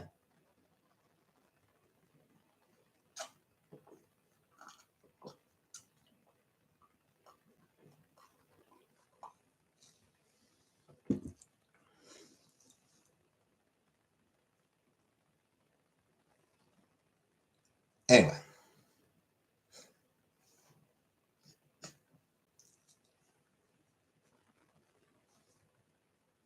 Every bloke wanted to be Top Gun.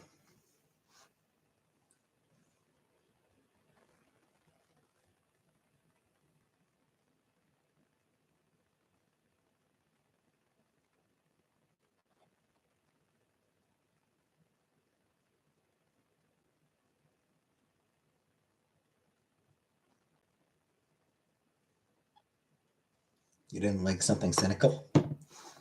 I don't know. Bob Harris, I don't like Bob Harris as an editor or writer, especially as an editor, because it did feel like he was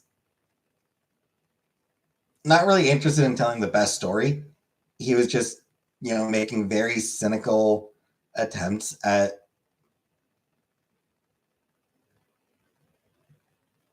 getting reader attention. No one can say you don't drink enough water. Indeed.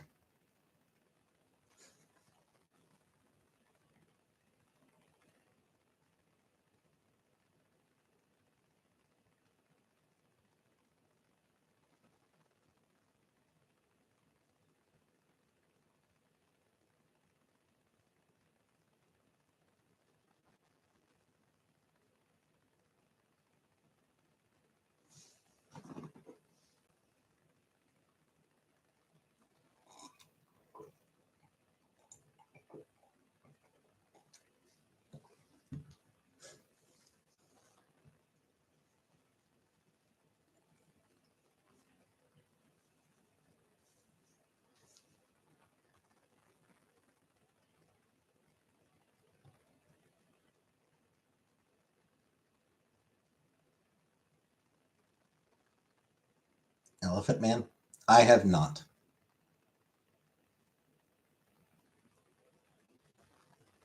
You know what I was reminded of yesterday?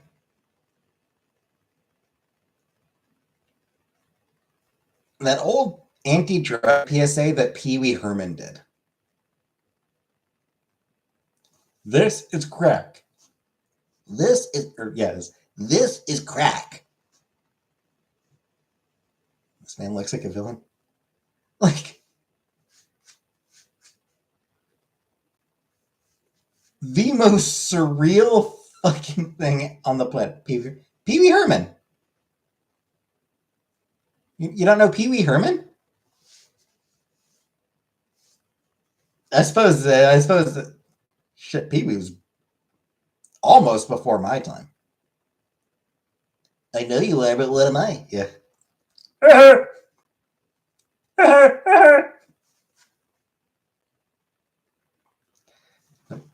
He was a kid show host. Yeah, Pee Wee Herman, Paul Rubens. The actor's name is Paul Rubens. It was a character created by Paul Rubens. He came up with the character of Pee Wee Herman. Can he? No, U.S. Very, very much an American thing. Yeah, Pee Wee's Playhouse. It was like late '80s, early '90s.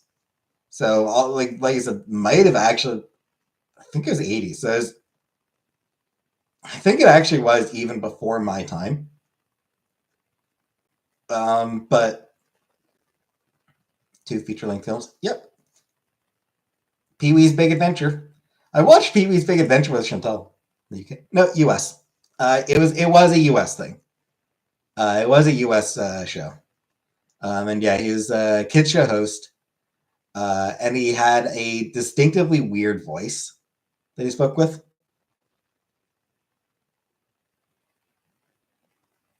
Pee-wee's Big Adventure is immensely fun. Big Top Pee-wee I have not seen, but Pee-wee's Big Adventure is immensely fun. Yeah, so like he was very like high energy character.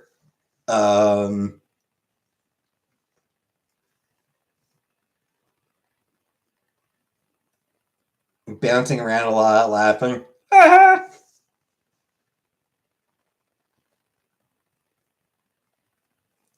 Frank Spencer? No idea who Frank Spencer is.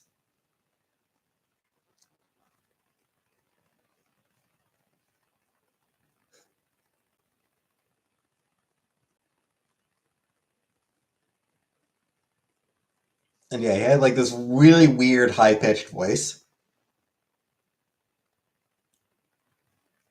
And he did an anti drug PSA once that started with him holding a rock of crack, cocaine, and saying, "This is crack." And it was so surreal. Like it is the weirdest, the most surreal thing in the world.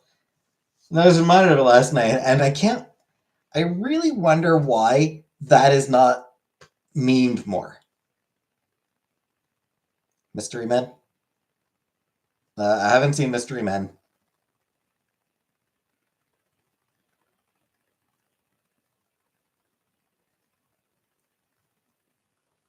I haven't seen Blow. Haven't seen Buffy the Vampire. Haven't seen any part of Buffy the Vampire. Michael Crawford, who became the original Phantom of the Opera. Yeah, watch a couple clips of Pee Wee Herman. He was a weird guy. He was a weird character, and yes, very notably, Paul Rubens himself was arrested for jerking off at a porn theater. Which, what else are you supposed to do in a porn theater?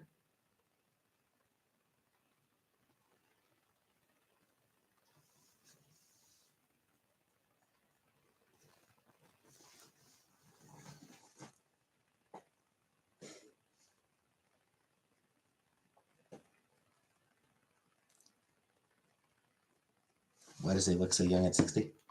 Who, Paul Rubens? I'm pretty sure he's dead, isn't he?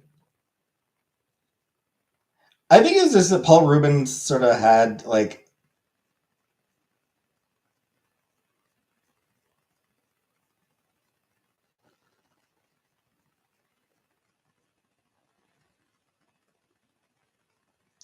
he's just got one of those faces.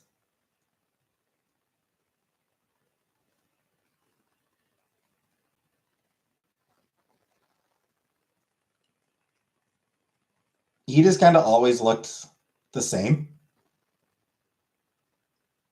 You know, he looked the same later in life. Oh, he only died last year. I thought he died a few years back. But yeah, it was only 2020. It was only 2023 that he died. It was only a year and a half ago. Not even a year and a half ago. Why did I think he died much earlier?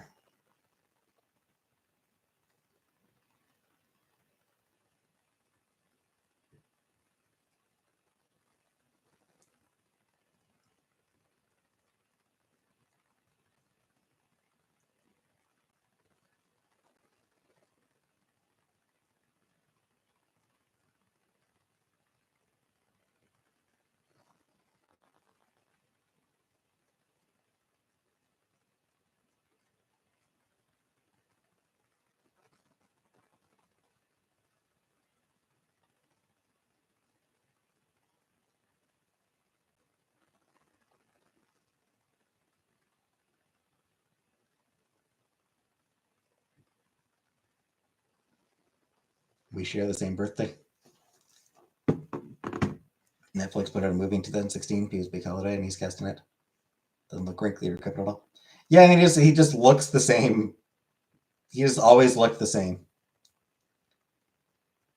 Checked out me jumping off a boat to be rescued by a dog to raise money on my chili. I have not watched that.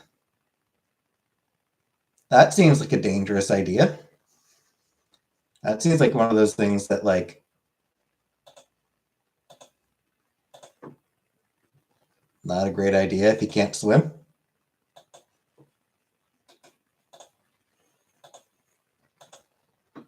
But what do I know? I've never tried to raise money for charity, so what do I know?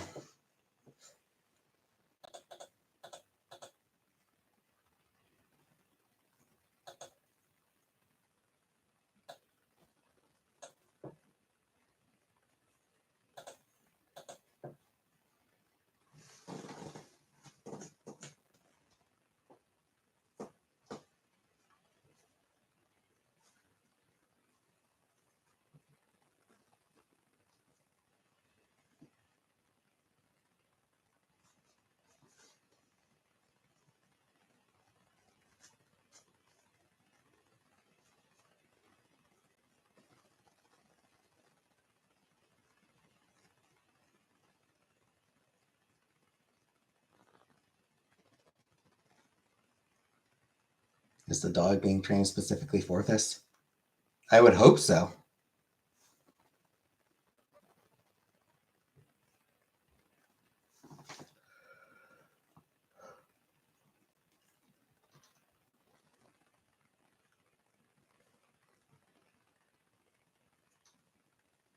Anyway, I was reminded of Pee Wee Herman yesterday because I was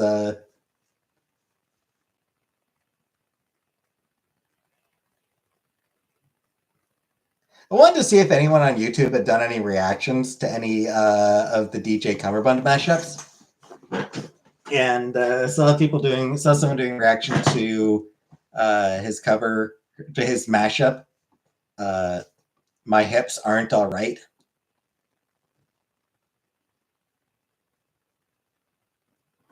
which inexplicably features Pee Wee Herman, possibly because he and Shakira sound weirdly similar.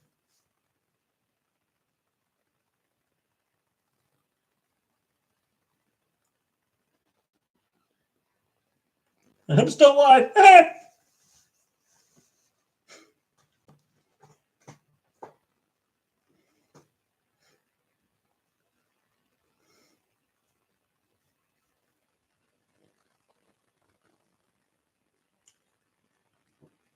I've also heard people say that Shakira sounds a lot like Kermit the Frog. And yeah, Shakira sounds weirdly similar to both Pee Wee Herman and Kermit the Frog.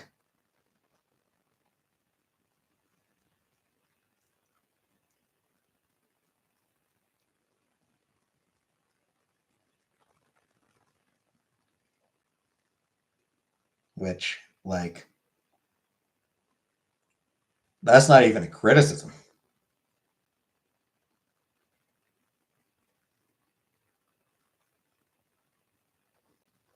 Do not think that's what Shakira sounds like.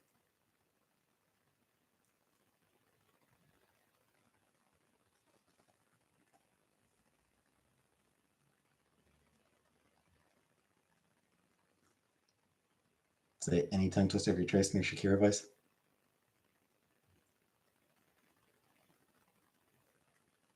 I don't know that I'd be good at keeping it. She sells seashells by the seashore, huh? Yeah, it's more Kermit than Shakira, but it's not easy being green. But yeah, if you don't believe me, Vienna, my hips aren't all right. DJ Cummerbund, my hips aren't all right.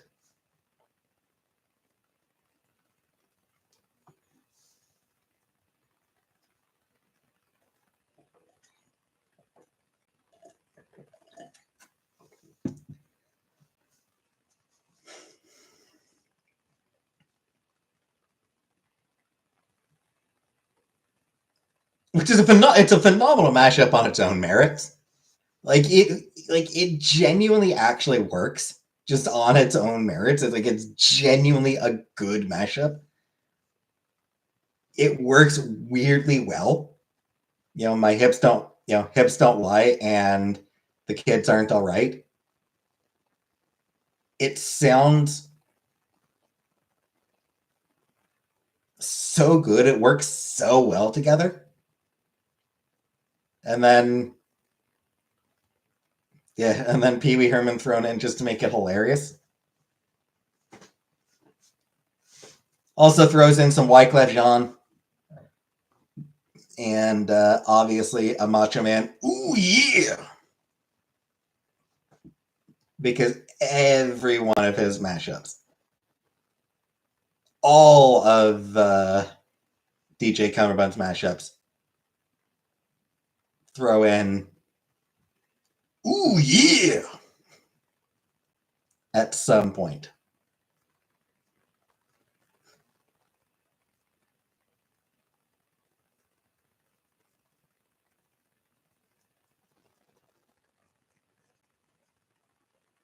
And it always works.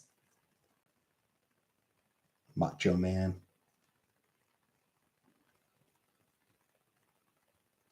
The weird thing is, like, every time he throws it in, it always works. It's a running gag, but it's a gag that, like, it sounds good. Like, it fits the point where he adds it in.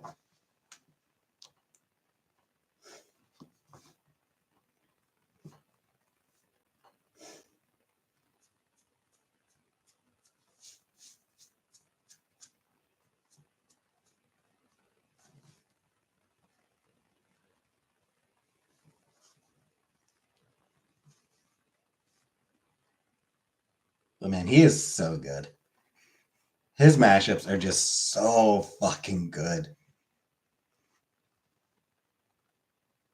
Yeah, I remember when I first found him and I went down that rabbit hole and I was just listened to so many of those mashups because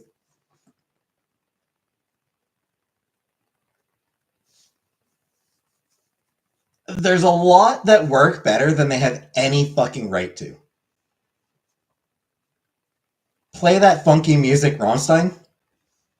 Like, that shouldn't work. Play That Funky Music mashed up with Du Hast. That shouldn't work. But damn if it isn't fucking amazing.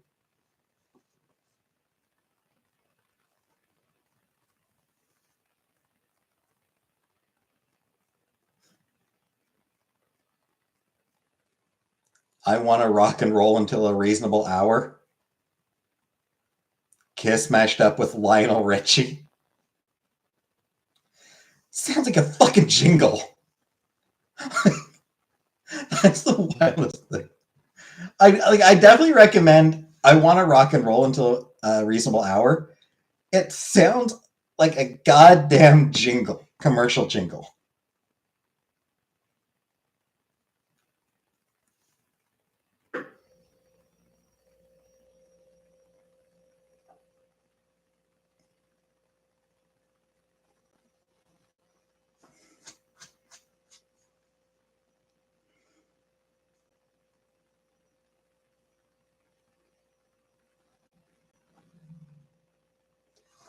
Anyway, I'm gonna get going now.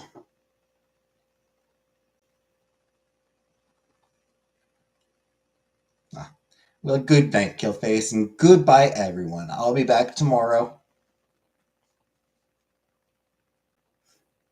I'll be back tomorrow for more of A Foretold Affair. And good night.